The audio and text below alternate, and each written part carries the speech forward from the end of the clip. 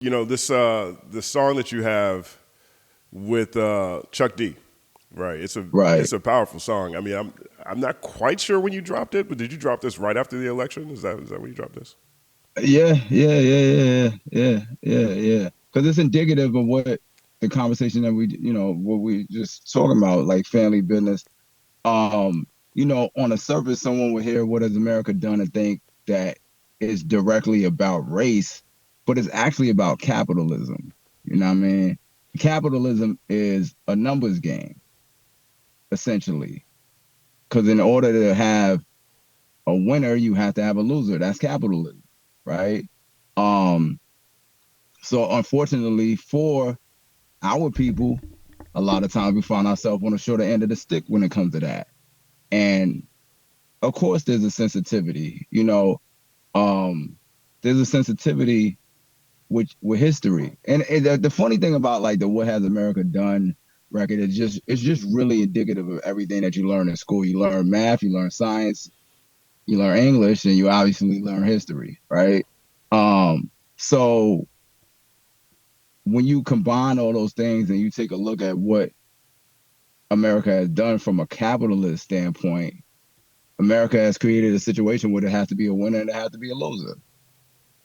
And no one wants to celebrate second place. You don't hear anybody say, "Hey, I'm running around with a silver medal. I'm running around as the Western Conference final champ." That's more something you just like, I got it, but I kind of fell short of number one, right? And so with our history, you know, we got to do way more because we got less numbers in population. We've been considered less with the stigma of being a minority. So no matter what, Michael Jordan done jump from the free throw line and black people still minorities. That sounds like someone who could jump from the free throw line would be superior. But the word minority is based on a number count. And so, you know, what has America done is for me, my offering as an education lesson. And I went and got the best professor I know on the planet in Chuck D. 1 second applause. For real. You got a line in here, like the way you close this verse, the second verse is actually pretty crazy to me. Right. I'm gonna read a couple bars here and then I wanna ask your perspective on it. So you close the second verse with, "So what has America done for me? Pushed the goal line further, accused me of murder, fed me French fries and burgers, gave me high blood pressure, took my resource and treasures, raped our women and mommies, made us dope fiends and zombies. Who say they gonna clean up but can't shake off the lean cup? Just can't shake off the lane cup. So And what has America done for done for you, right? the land of opportunity and Opportunity W's." and W's. Yeah, where's that Right. dichotomy come from? How, I mean, because you everything is first person me, and then all of a sudden it switches to second person or third person on that last line. Because all those things I experienced firsthand one way or the other. Mm. You know what I mean? Um I, Starting from back to from back to front. Um Say they're gonna clean up but just can't shake off the lean cup. Now, growing up in the crack era, right? To see anybody I know drink lean and become a fiend is ridiculous, right? Because we saw the effects of what becoming zombies did to the hood. You know what I'm saying? The worst thing you could ever see is one of your friends strung out. Probably the worst thing you could ever see in your life. To see somebody that you grew up with and played basketball with or played manhunt or, you know what I'm saying, was hollering at y'all first little chicks together, and then you wake up 10 years later and he's sleeping outside because what a substance did to him is crazy. It's crazy. That's a L, right? That's a L, right? Let's keep going backwards with the L's. Raped all women and mommies. So if that's the case, how can a black woman protect you when she's been unprotected herself? If someone gives someone a lifetime of pain, it's a lifetime of pain. It's not gonna go away. Rape constitutes a lifetime of pain.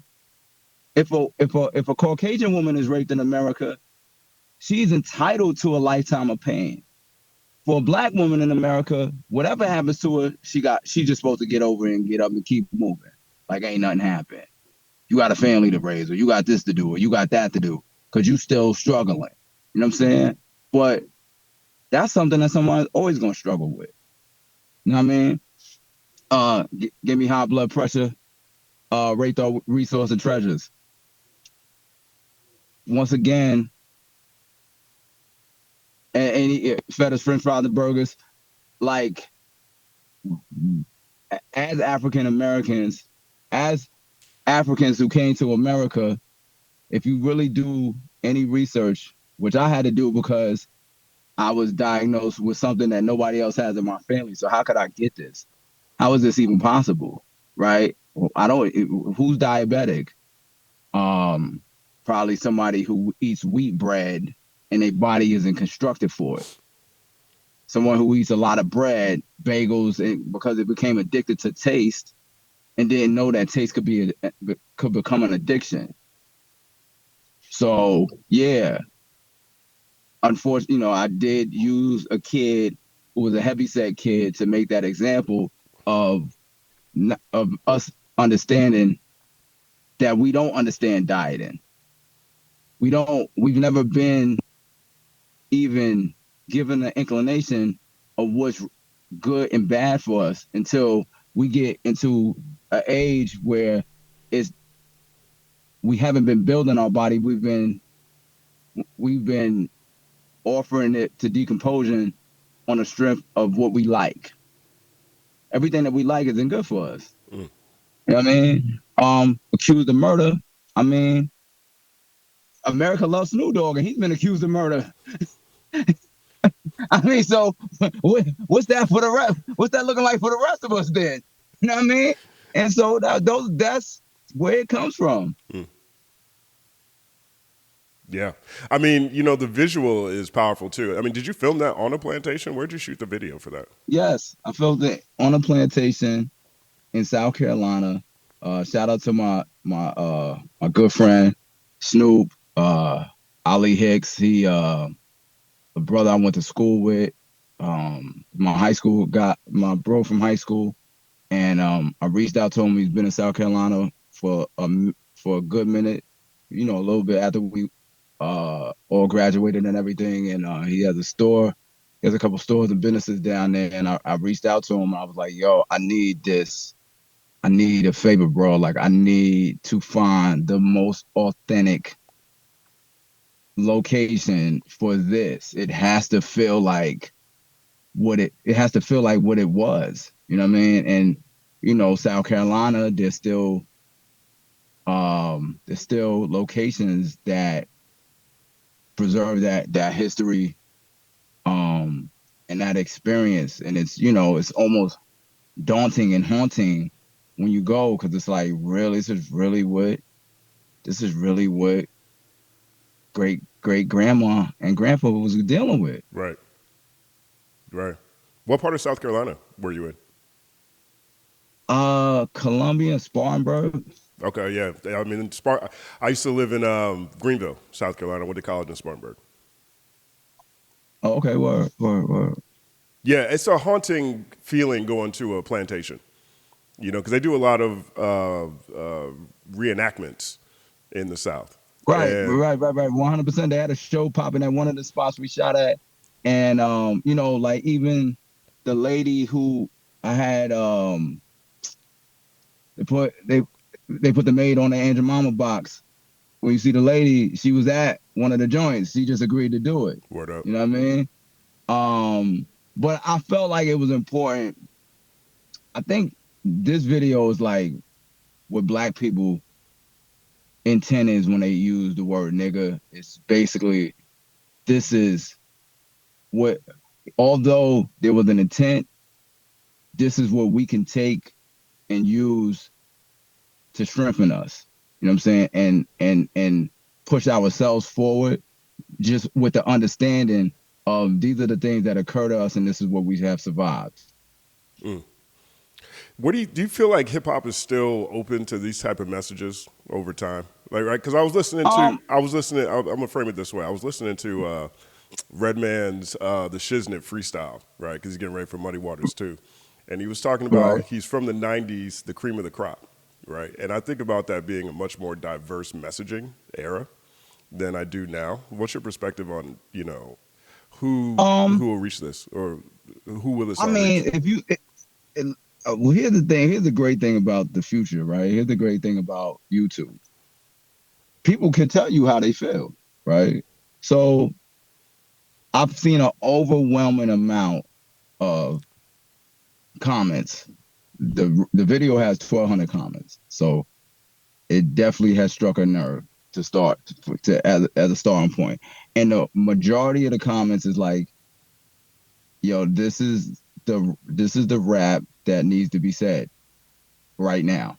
Not there's some comments that say, we still doing this, but if you look at the profile picture, it's someone who probably is, um, you know, in a space where this doesn't empower them. Let's just put it like that, right?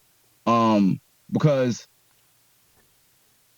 we don't have in America the honest conversation that we all need to have in order to move forward, and that would have to be a black and white conversation because you know for I think for white people, um there's a guilt that for especially newer generations, that they don't want to necessarily be handcuffed to, um because they feel like they didn't do it.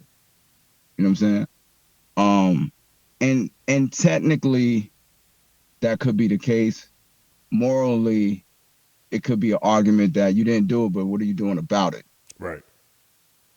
You know what I mean?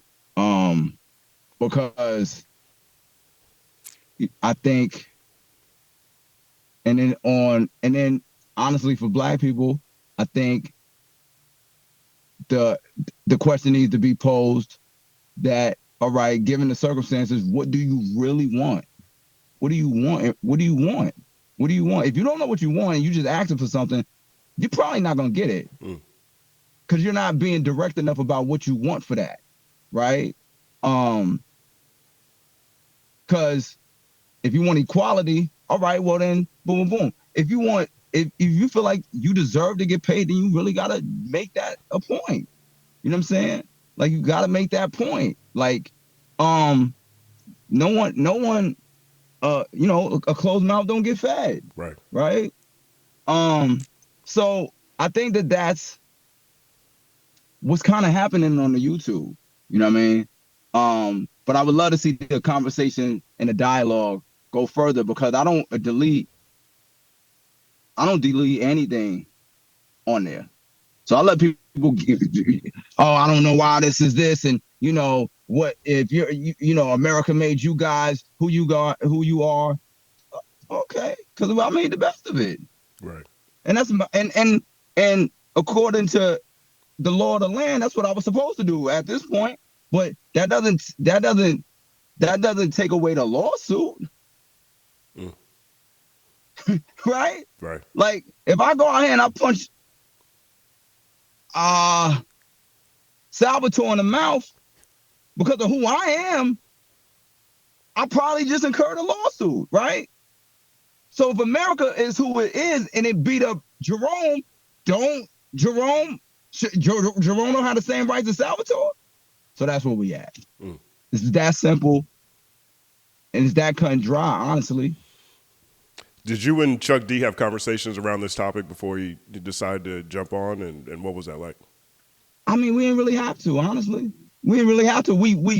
I mean, at the end of the day, because we come from where we come from, this doesn't leave. It doesn't really. I didn't have to tell him he heard what I said, and that was it. Mm. And he brought it back, and it was perfect. It was just like I couldn't ask him to do nothing better than what he did. Word up. 1 second applause.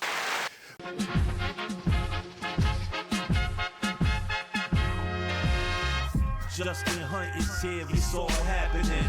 Justin Hunt is here, it's all happening. The mathematical breakdown of this mighty game of rap we in. It's boom bapping in. Systematical culture views us radical, it's all happening. Shaking hands and dapping it. Life through the lens of hip hop, from trip hop to yes, yes, y'all. You don't stop, you don't stop. Justin Hunt is here, it's all happening. It's all happening, yes, it's all happening. Justin Hunt is here, it's all happening. It's all happening, yes, it's all happening.